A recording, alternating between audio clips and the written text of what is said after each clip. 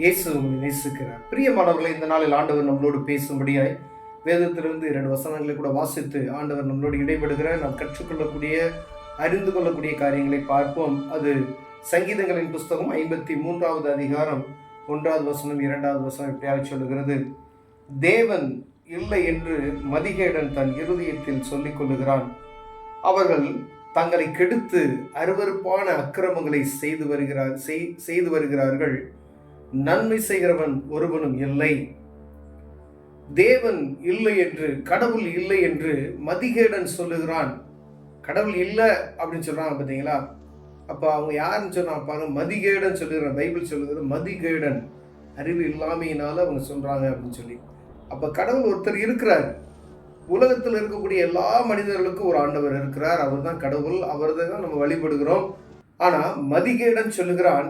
ஏன் அப்படின்னா பாருங்க, அருவருப்பான அக்கிரமங்களை செய்து வருகிறார்கள். நன்மை செய்கிறவன் ஒருவனும் இல்லை. கடவுள் இல்லை என்று சொல்லி, கடவுள் இல்லை அப்படின்னு சொன்னா அவங்க இஷ்டத்துக்கு என்ன வேணாலும் செய்யலாம் அப்படின்ற ஒரு காரியம்.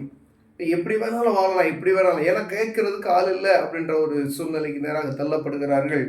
கர்த்தர் இல்லை என்கிற மதிகேடன் சொல்லி அக்கிரமத்தை அளவில்லாமல் செய்கிறார்கள். தேவனை தேடுகிற உணர்வுள்ளவன் உண்டோ என்று பார்க்க தேவன் பரலோகத்திலிருந்து மனுப்புத்திரனை கண்ணோக்கினாராம். ஆனா ஆண்டவர் என்ன செய்யறாராம்? அவரை தேடுகிற இருதயம் உள்ள ஒரு மனிதனை பூமியில எங்கும் கண்ணோக்கி பார்த்து கொண்டிருக்கிறான். உணர்வுள்ள இருதயம் உள்ள ஒரு மனுஷன், அவரை தேடுகிற ஒரு மனுஷன் உள்ள இங்க இருக்கானா அப்படின்னு சொல்லி அவருடைய கண் என்ன செய்தான்? மனிதனை நோக்கி பார்க்கிறான். ஆண்டவரை நோக்கி பார்க்கக்கூடிய ஒரு இருதயம் உள்ள ஒரு மனிதனை ஆண்டவர் தேடுகிறார். ஆனா மனிதன் என்ன சொல்கிறான்? கர்த்தர் இல்லை என்று சொல்லி தன் அருவருப்பான காரியத்தில் ஈடுபடுவதற்காக அப்படி செய்யறான். மதிகேடர்கள் அப்படி செய்கிறார்கள். அவங்க என்ன செய்யறாங்க? அருவருப்பான காரியங்களை செய்து கடவுள் இல்லை என்று இல்லை என்று சொல்லி பலவிதமான காரியங்களுக்குள் ஈடுபடுகிறார்கள். அவர்கள் பாருங்க, அக்கிரமக்காரர் அறிவில்லையோ, அப்பத்தை பட்சிக்கிற போல என் ஜனங்களை பட்சிக்கிறார்களே. கடவுள் இல்லை என்று சொல்லி மனுஷன் அப்பத்தை பட்சிக்கிறது போல என் ஜனங்களை பட்சிக்கிறார்களே அப்படின்னு சொல்லி ஆண்டவர் சொல்லுகிறார். அப்போ பாருங்க, கர்த்தர் ஒருவர் உண்டு. வானத்தையும் பூமியும் படைத்தவர் ஒருவர் உண்டு. மனுஷன் அவர் தான் படைத்தார் என்பதை நம்ம எல்லாருக்கும் அறிந்திருக்கிற ஒரு விஷயம். வேணா ஒரு பேச்சு போட்டியோ அப்படி இல்லை, முரண்பாடாக நம்ம பேசுகிற காரியங்கள் அநேகம் பேர் பேசுவாங்க. மனிதன் கடவுள் இல்லை என்று சொல்ல கூட அநேக அப்படி இருக்கிறாங்க. ஆனால் அவங்க பேசுகிற காரியம் முரண்பாடாக வேற இருக்கும். வேதம் எழுதி இருக்கிறது. ஏன்னா அவங்களை படைத்தது கடவுள் என்று அவங்க வேத புத்தகத்தை வாசித்தார்களா தெரியும். அப்போ எல்லாரும் ஏன் பைபிள் வாசிக்கணும் அப்படின்னு சொல்றோம்னா அவங்க அறிந்து கொள்ள வேண்டும் என்று. அப்ப சர்வ வல்லமையுள்ள தேவன், அவர் தான் அண்ட சராசரங்களை சிருஷ்டித்தவர். மனிதனை அவருடைய சாயலாக படைத்திருக்கிறார் என்பதை அறிந்து கொள்ளும்படியா இந்த வேத புத்தகத்தை நாம் வாசிக்க வேண்டும். பிரியமானவர்களே, அக்கிரமக்காரன் வேதம் சொல்லுகிறது, தங்களை கெடுத்து, அவர்கள் தங்களை கெடுத்து, யார்? கடவுள் இல்லை என்று சொல்லுகிறது, தங்களை கெடுத்து அருவருப்பான காரியங்களை அக்கிரமங்களை செய்கிறார்கள் என்று. அப்ப பாருங்க, என்ன வேணாலும் செய்யலாம் அப்படின்னு சொல்லி. ஏன் அப்படின்னா கடவுள் இல்லை என்று சொல்லுகிறார்கள். ஆனா ஆண்டவர் ஒருவர் உண்டு. பழைய ஏற்பாட்டின் காலத்துல நம்ம ஒவ்வொரு ஆண்டு காலம் பார்த்தோம் அப்படின்னு சொன்னோம்னா, கடவுள் நம்மளை வழிநடத்தி வந்த விதங்கள், ஆபிரகாமை அழைத்தார், ஈசாக்கை அழைத்தார், யாக்கோப்பை அழைத்தார், ஒவ்வொரு காரியம் நம்ம பார்க்கிறோம். ஆனால் ஜனங்களை பிரித்தெடுத்து, பரிசுத்தவான்களை பிரித்தெடுக்கும்படி ஆண்டவர் ஒரு ஜனத்தை ஏற்படுத்தினார். ஆனால் உலகத்தில் இருக்கிற எல்லா மனிதர்களும் ரட்சிக்கப்படும்படி ஆண்டவராக இயேசு கிறிஸ்து என்ன செஞ்சாரு? மனிதனுடைய பாவத்தை மன்னிப்பதற்காய் இந்த பூமிக்கு வந்தார் என்கிற அந்த நற்செய்தியை நம்ம எல்லாருக்கும் அறிவித்துக் கொடுக்க வேதம் எல்லாருக்கும் கற்றுக் கொடுக்கிறது. பிரியமானவர்களே, உலகத்தில் இருக்கிற சகல மனிதனுக்கும் அவர் ஆண்டவராய் இருக்கிறார். அவர் மனிதனுடைய பாவத்தை மன்னிக்கிறதுக்கு அவரே இந்த பூமிக்கு வந்தார் என்பதை நம்ம அறிந்திருக்கிறோம்.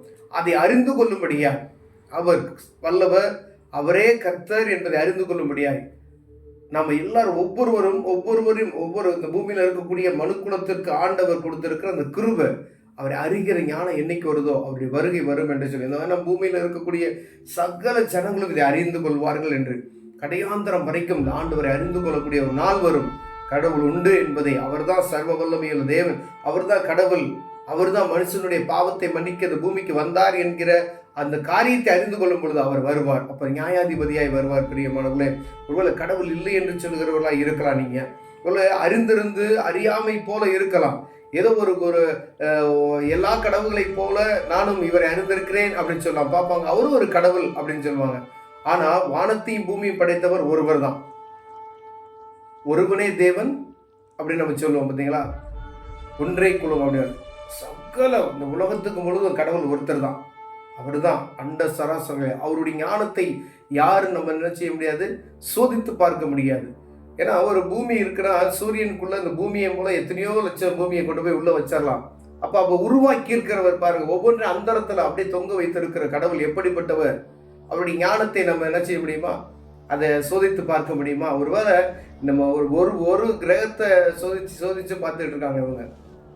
ஆனா ஆண்டவருடைய ஞானத்தை சோதிப்பதற்கு அதெல்லாம் அவருடைய ஞானத்தை தொட்டு கூட பார்க்க முடியாது. அப்படி ஞானமுள்ள தேவன், ஞானத்தின் பிறப்பிடம் அவர். இப்ப அவரை அறிந்து கொள்ளணும். அப்ப அதற்கு சாதாரணமான ஒரு காரியம் அல்ல. அவரை அறிந்து கொள்வதற்கு அவரை தேடணும், தேடியாவது கண்டுபிடித்துக் கொள்ளணும் என்று வேதம் சொல்கிறது பிரியமானவர்களே. அதனால் கிடைக்கிற நேரங்கள்ல இப்படிப்பட்டதான வாய்ப்புகளை, வேத புத்தகத்தை வாசித்து ஆண்டவர் யார் என்பதை நம்ம அறிந்து கொள்ளுமானால் ஆண்டவருடைய வருகைக்கு நம்ம ஆயத்தம் உள்ளவர்களாய் காணும். ஒருவேளை கடவுள் இல்லை, யார் இல்லை, நம்ம எப்படி வேணாலும் வாழலாம் அப்படின்ற ஒரு இறுதி நமக்குள் இருக்குமே. ஆனால் ஆண்டவர் வரும்பொழுது கைவிடப்பட்ட ஒரு சூழ்நிலை. யாராவது ஒருவேளை கிறிஸ்தவர்கள் மட்டும்தான் உள்ள போவாங்க அப்படி கிடையாது. இயேசுவை அறிந்து கொண்டவர்கள் மாத்திரம், இயேசுவை அறிந்து கொண்டவர்களும் உள்ள அந்த பரலோக ராஜ்யத்துக்குள்ள போவதற்கு ஒரு வழிமுறைகள் இருக்கிறது.